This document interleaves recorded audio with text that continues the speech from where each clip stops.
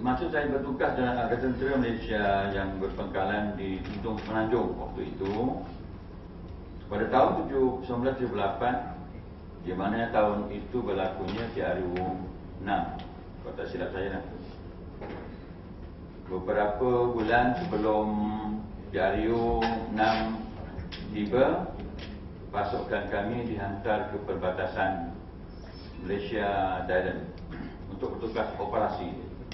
Lazimnya tugas ini memakan masa 2 ke 3 bulan. Setelah pasukan berada di perbatasan, maka tibalah dalam pertengahan tempoh operasi itu diisytiharkan atau diumumkan berlakunya TRU 6 tahun 1978.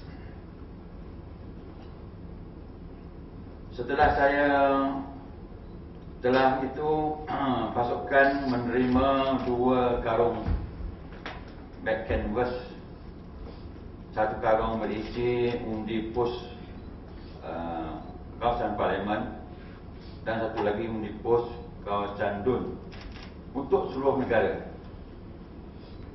Jadi saya membuka karung tersebut, terdapat beratus-ratus, angka sebenar saya tidak ingat.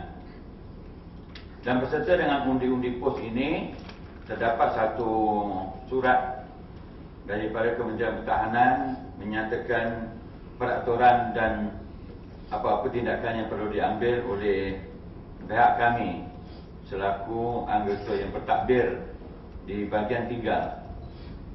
Sebahagian besar berada di kawasan operasi dan sebahagian kecil tinggal di kem pangkalan tetap untuk mentadbir bahagian yang tinggal itu.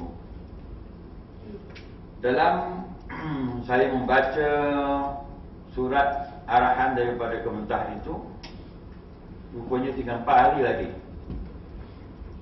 undi-undi pos perlu dikembalikan ke Kementerian. Pada waktu itu sistem undi pos setelah dipangkah atau telah diambil tindakan dan diserah balik kepada Kementerian, tidak seperti yang ada sekarang.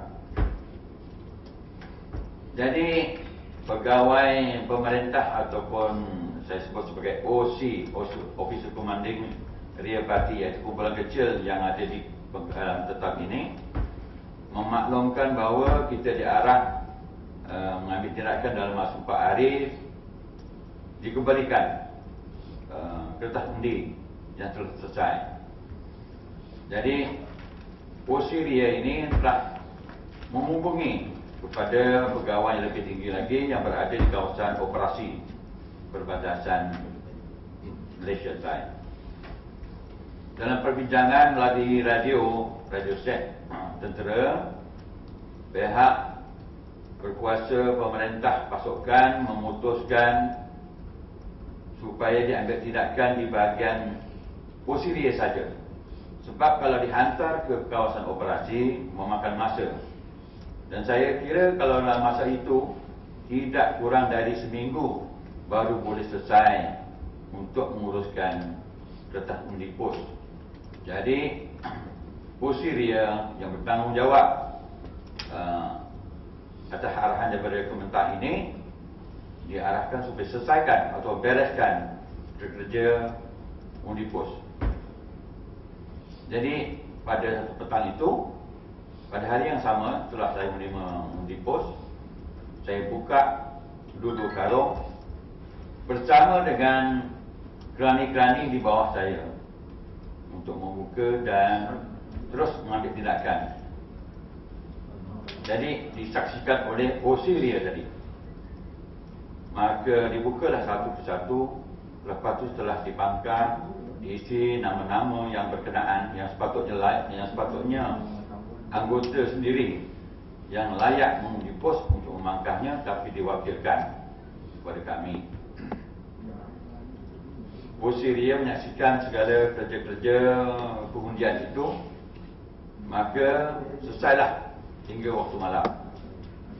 Dan pada keesokan harinya saya menghantar seorang kerani untuk membawa kertas-kertas undi pos yang telah selesai yang ditindakkan ke Kementerian untuk tindakan selanjutnya.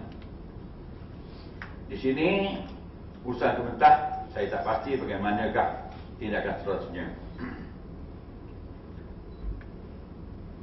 Saya ingin menyatakan di sini, kami diarah memangkas kertas undi kepada semua kertas-kertas calon pembangkang. Ini berdasarkan kepada perasaan kami yang waktu itu tidak berpuas hati dengan kerajaan Barisan Nasional. Di sini saya ingin menekankan, iaitu beberapa bulan sebelum pengundian diadakan, terdapat satu kain rentang yang besar dipasang di jantas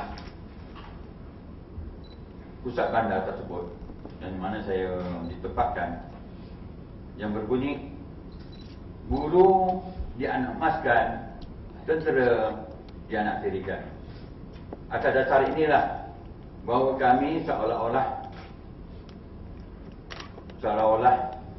orang yang cuba dipinggirkan dari kepentingan.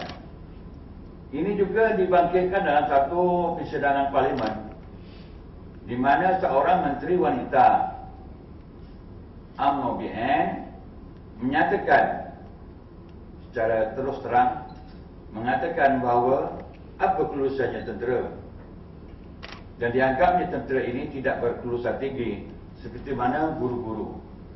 Jadi sinilah rasanya tidak puas hati kepada kami, maka kami pangkat semua kertas undi untuk pemangkang.